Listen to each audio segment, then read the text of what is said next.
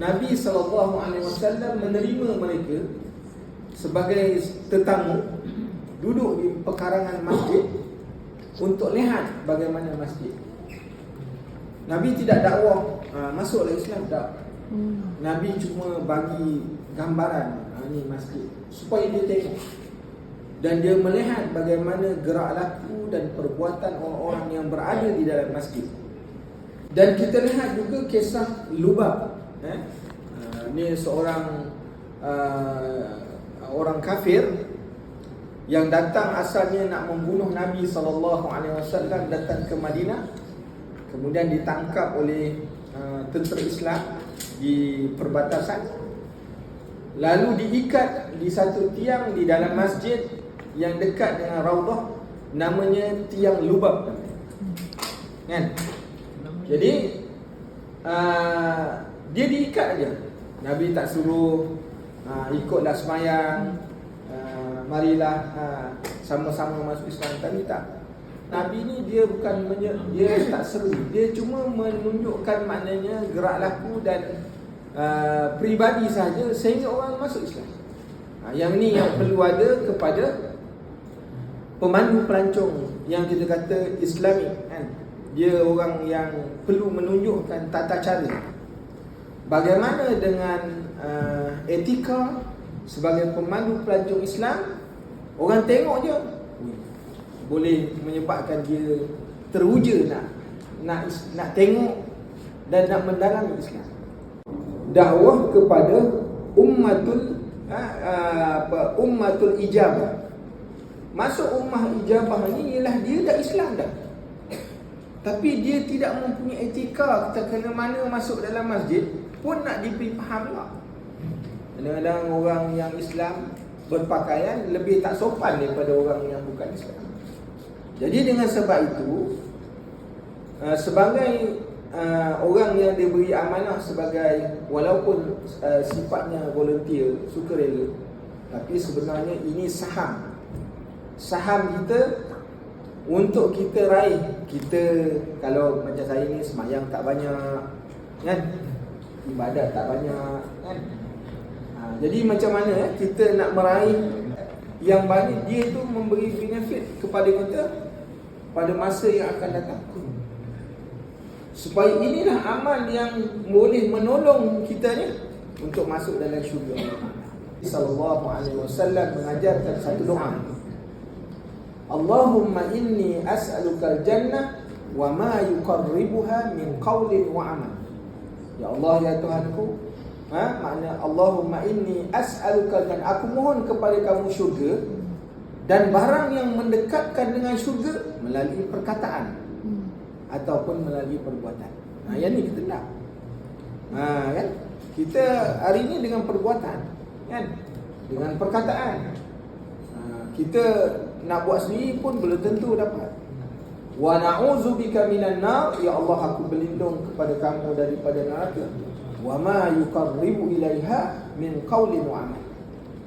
Dengan barang yang mendekatkan aku kepada neraka, sama ada dengan perkataan, dengan perbuatan. Inilah sebab mengapa kita perlu ini sebagai satu usaha dakwah dan amal kita, sebagai bekalan untuk kita di akhirat kelak. Tata cara pemandu pelancong konsep Islam, kita kena tahu definisi pelancongan, kan? Personality pemandu pelancong Islam. Jadi bila sebut Islam ni, dia mestilah kerangkanya tidak boleh keluar daripada Islam. Apa yang kita buat, dia tak boleh lari daripada kerangka agama. Sama ada yang datang daripada Quran ataupun yang datang daripada hadis Nabi. Ditunjuk daripada luar sampai ke dalam. Itulah dia personality kita, kan? Kualiti masa dalam kehidupan. Kerana dengan masa, fungsi masa, dia memberi impak kepada kejayaan, kan? Sehingga Allah Ta'ala kata wal as, demi masa, kan? Innal insana lafi khus, manusia rugi dengan sebab masa, kan? Sebab tu Nabi kata manusia ni diberi dua. Kalau dia beri pun rugi, tak beri rugi. Pertama, waktu dia sihat. Diberi sihat pun dia rugi, tak beri sihat pun dia rugi. Ini orang-orang sihat kan, rugi masa dia duduk rumah, angkat kaki dulu, apa shilling kan. Tak buat apa-apa. Sebenarnya dia boleh menyumbang kan. Dia boleh jadi menyumbang tenaga kan, menyumbang buah fikiran. Jadi ciri pelancong ni, personality dia memiliki nilai universal yang baik dan terpuji. Kan? Tu kalau kita nak cari pemandu pelancong, kita kena tengok dulu kan. Kita tak boleh ambil sembarang-sembarang kan. Walaupun dia volunteer, banyak benda yang kamu kena belajar kan. Jadi dia nak jadi pemandu pelancong, kita tahu saya volunteer jadi pemandu, saya boleh cakap Inggeris, saya boleh cakap semua bahasa dalam dunia, saya boleh cakap, sehingga saya cakap orang pun tak faham. Kan. Jadi pemandu pelancong yang baik ni bukan dengan perkataan aja, dengan sebab bahasa. Dia mesti dinilai tengok banyak ya. Sebab tu Nabi Muhammad ni dia punya perkataan dia lembut. Nabi Muhammad tak pernah memaki hamun kan? Kerana siapa yang melihat dia pasti akan terpikat. Siapa yang mendengar perkataannya pasti akan tertarik. Ini dia. Dan mengurus pelancong. Sebab tu ilmu dia boleh dulu. Pertama ialah, yang pertama melalui mukasyafah. Mukasyafah ni kena belajar. Dia masuk satu kelas, belajar macam mana nak survive pelancong kan, nak take over pelancong kan, nak tackle pelancong. Dia kena belajar teknik-teknik tu kan. Ni ilmu. Yang keduanya, orang yang nak jadi pelancong, dia knowledge dia mesti tinggi. Dia mesti banyak baca, mesti ada maklumat, kita mesti ada sumber rujuk.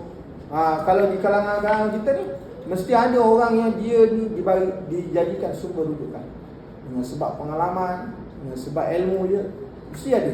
Kalau tidak nanti kita tak boleh. Kita punya bidang ni tak berkembang. Dia anggap itulah. Dari dulu dan sekarang dan selama-lamanya, itulah dia. Yang saya kenal Puan Nama, itulah Puan Nama. Dia tak berubah. Jadi dia tak berubah. Nabi SAW menyebutkan, benalah masjid walaupun sebesar sangka burung sekali. Maknanya pada zaman sahabat, masjid dibina dia tak besar, kecil. Etika yang pertama yang perlu ada kepada pemandu pelancong ni ialah etika dengan Allah.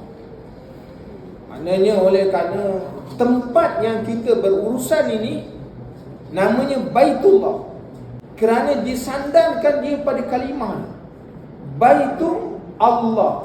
Itu yang jadi masalah, yang jadi istimewanya, kerana disandarkan kepada Allah. Yang tu dia jadi beza dengan rumah-rumah yang lain. Waktu itu kena beretika di dalamnya. Pelancong tu Islam. Kita mesti mengingatkan bila masuk masjid kena sembahyang sunat kan? Mesti diingatkan. Mesti masuk nanti dahulu sembahyang sunat. Itu nama etika. Kita mengajar kepada dia supaya kalau dia tak tahu, bukan semua orang tahu kan, kita kena ajar ni kalau nak masuk masjid. Dan kita boleh memberi faham kepada orang-orang yang non-Muslim. Etika kalau masuk masjid, pertama orang masuk masjid ni, dia masuk je masjid, dia kena sembahyang 2 rakaat. Ni sebelum-sebelum lagi lah, ada benda-benda sebelum lagi, tapi ni etika kan. Dia kena sembahyang 2 rakaat kan. Sembahyang ni dia kena tahu ini bukan wajib, ni sunat. Tapi kalau masuk dalam rumah, ini dikata peraturan. Kita kena ceritakan. Yang ni kalau kita tak ada maklumat, kita nak cerita macam mana? Kita pun sendiri masuk tak tak sembahyang sebab kita charge handphone aja. Kita sendiri pun tak beretika. Macam mana kita nak ajar orang lain beretika? Kita masuk cuma charge handphone dia. Atau masuk dalam masjid, masuk tandas, keluar balik kan? Etika di dalamnya, kita sendiri tak beretika kan? Kita lampu merah, hijau, lampu hijau merah. Itu masalah kan? Kan kita sendiri tidak beretika. Lain dua kita langgar, jadi kita kena perlu fahamkan kepada dia. Sebab apa tak boleh? Sebab tu Nabi dia mengajar, dia beri maklumat dan dia mendidik. Itu sifat Nabi. Nabi kata, "Wahai bodoh, kenapa buang air kecil?" Tak ada. Nabi tu tengok, dia mengajar dan dia beri maklumat. Itulah sikap, maknanya sifat pemandu pelancong. Dia kena beri maklumat. Etika dengan manusia ni lah penampilan menurut aurat. Ya. Jadi kita kena beritahu kepada pelancong-pelancong etika pemakaian Islam. Kenapa Islam suruh kalau orang perempuan tutup sampai tutup aurat? Ni knowledge yang kita kena bagi. Kenapa orang lelaki mesti sampai para lutut? Kenapa orang perempuan mesti ditutup? Kalau kita datang sini, kita bagi dia tudung. Kenapa? Apa fungsi tudung? Kan? Ini maklumat ni mesti diberi. Dia bukan setakat mana masuk je, itu pakaian. Tak. Kita kena terangkan, ni baju ni kenapa, tudung ni kenapa. Kita kena beri maklumat supaya dia dapat sesuatu yang baru daripada tempat yang dia pergi. Dia belajar sesuatu benda yang baru. Etika manusia tadi, kita kena pelancong ni kena perlu tahu tentang batas pergaulan. Awak kalau masuk tempat saya, ni kena pisah. Kerana ini adalah etika. Kan? Ni lelaki mesti sini, perempuan mesti tak boleh bercampur. Kita kena bagi, dia tanya, kenapa tak boleh bercampur? Tempat saya masuk church boleh aja. Duduk rapat-rapat tak ada apa masalah pun, kan? Tak ada apa pun. Kenapa dalam Islam kalau masuk rumah Allah Taala mesti lelaki dan perempuan terpisah? Perempuan mesti duduk di belakang, orang lelaki kena duduk depan. Kita pun cerita dah, kalau orang perempuan duduk depan, dia jadi imam, nanti makmum tak rokok. Yang ketiganya etika alam. Maknanya pemandu pelancong ni dia mesti beretika dengan alam. Yang pertama, etika dengan alam ini, pemandu pelancong mesti menjaga kebersihan alam. Kita tengok kalau masuk masjid, Allah, masjid payah tak? Tak terurus kan? Orang buang sampah kan? Ada yang datang memang masuk masjid untuk buang sampah je, betul ni. Iaitu kesan pemandu pelancong terhadap dunia dakwah. Oleh kerana kita ni jadi pemandu pelancong, tak boleh pisah dengan dakwah, sebab kita dengan masjid kan.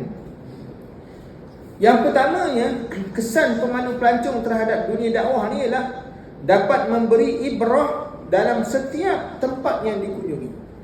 Ini dia tak ada sama dengan pemandu pelancong lain. Kalau kita pemandu pelancong, kita sebagai muslim, kita akan terang kenapa perlu dalam masjid ada mihrab. Ini yang tak sama dengan orang lain. Kenapa? Maknanya kalau masuk dalam masjid, dia mesti ada mimbar. Kan? Kenapa masuk di dalam masjid, tandas toilet lelaki dan perempuan mesti terpisah? Kenapa toilet mesti letak di luar, tak di dalam? Ini dia akan dapat ibrah yang banyak. Kan? Kenapa jadi begitu? Kenapa perlu ada dom? Rupanya dom ni sebagai akustik. Zaman dulu tak ada pengusaha suara. Jadi orang-orang zaman khalifah, mereka bila buat masjid, mereka bina dom. Kerana bila mereka melantunkan suara mereka tu, sebab tu mereka tak pakai kapet, mereka tile. Jadi lantunan suara kena pada lantai, dia akan tolak balik ke dom, dan dom pula akan menolak balik itu. Jadi dengan sebab tu dia tak perlu pakai maknanya pengusaha suara. Okay? Yang kedua, maknanya mempamerkan nilai-nilai Islam. Kan? Bila kita pengunjung ni datang, kita akan mempamerkan nilai-nilai Islam, kan? Di dalam masjid, kan? Kalau kita tengok dalam, kita masuk je ke masjid, kenapa masjid mesti ada pintu gerbang? Kenapa mesti buat begitu? Dia masjid solat tu, kenapa dia duduk dalam dom? Kenapa jadi begitu? Ni maklumat yang kita kena beri. Ini tanggapan Islamfobia dalam di pelancong non-Muslim. Sebenarnya orang non-Muslim ni, dia tidak nampak sebenarnya. Hari ni dia cuma dengar-dengar, dia ikut, kan? Hari ni kalau kita melihat berlakunya krisis di Sweden, seorang lelaki membakar Quran, kan? Kenapa jadi begitu? Sebab mereka hari ini tidak mendapat satu poin yang mereka nak gunakan, nak mengatakan Islam ni salah. Mereka tak jumpa salah. Dari cara untuk provoke orang Islam ni lah, bakar kita suci. Sebenarnya mereka dah tak ada poin lagi dah nak kata Islam ni tak betul. Sebab di negara Eropah, kalau kita tengok hari ni di Perancis, di Itali, setiap 1 minit 15 orang masuk Islam. Setiap 1 minit. Ada di Perancis, peningkatan Islam, orang masuk Islam makin tinggi. Hatta kalau kita tengok di England, kan, kebanyakan maknanya church telah ditinggalkan dan telah dijual kepada orang Islam. Orang Islam kekalkan binaan, tapi bukan lagi orang yang menyembah. Dia menyembah Tuhan, semayang dalam tempat. Kalau kita tengok banyak church yang ratusan tahun telah dijual kepada orang Islam dan dibeli kerana church tu dah tak ada pengunjung lagi dah. Dengan sebab itu kita nak membuangkan sifat tanggapan Islamfobia di kalangan penganut non-Muslim ni. Inilah cara dan peranan tuan-tuan lah sebenarnya.